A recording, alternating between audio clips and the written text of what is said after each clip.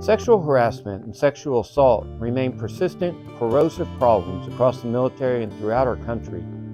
8.4% of active duty women and 1.5% of active duty men who participated in the 2021 Workplace and Gender Relations Survey of the military indicated experiencing unwanted sexual contact just within the previous year.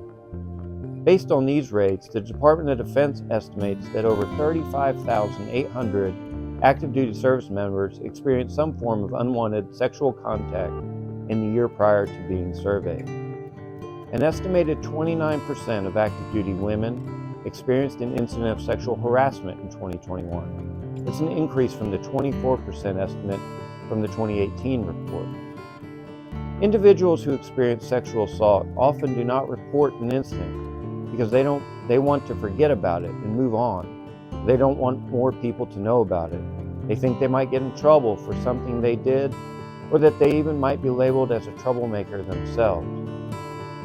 If you have experienced any type of sexual assault or sexual misconduct, you are encouraged to report these actions to your chain of command or to local law enforcement. It is our duty as a community to stand up against sexual assault and harassment together and let victims know we stand with them and support them as they seek justice and resources for recovery.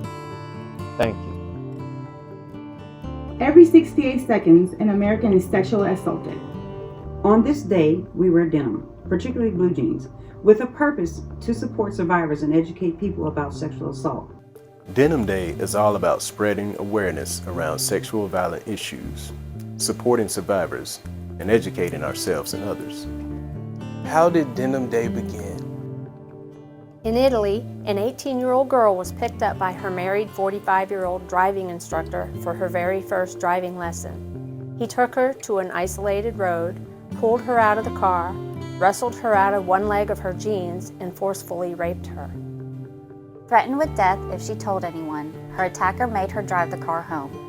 Later that night, she told her parents and they helped her and supported her in pressing charges. The instructor was arrested and prosecuted, convicted of rape, and sentenced to jail. He appealed the sentence, and the case made it all the way up to the Italian Supreme Court. Within days, the case against the driving instructor was overturned, dismissed, and he was a free man. A statement from the chief judge claimed that because the victim wore very, very tight jeans, she had to have helped her attacker remove them. And by removing the jeans, it was no longer rape, but consensual sex. Enraged by the verdict, women in the Italian parliament began a protest by wearing jeans to work the next day. This call to action motivated and emboldened the California Senate and Assembly to do the same. The first Denim Day in the U.S. was in April of 1999 and has continued to be the last Wednesday in April every year since. Sexual assault is defined as sexual activity that occurs when consent is not obtained or freely given. It is a serious public health issue in the United States with long-term consequences for health, opportunity, and well-being. Sexual assault affects people of all genders, sexual orientation, and ages from any community.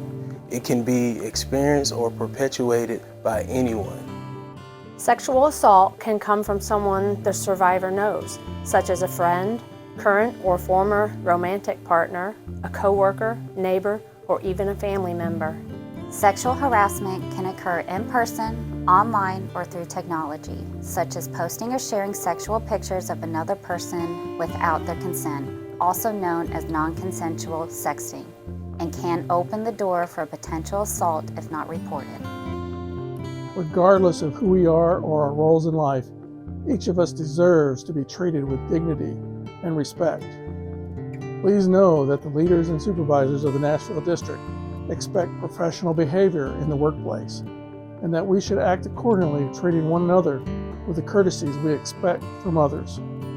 This includes personal boundaries and requires listening and understanding that no means no. Have the courage to step up and say something when you see unwanted actions of a sexual nature or hear inappropriate comments in the workplace or elsewhere. Be protective and supportive of others and be counted on to promote a working environment where people can achieve without fear of devious behavior, sexual harassment, or sexual assault.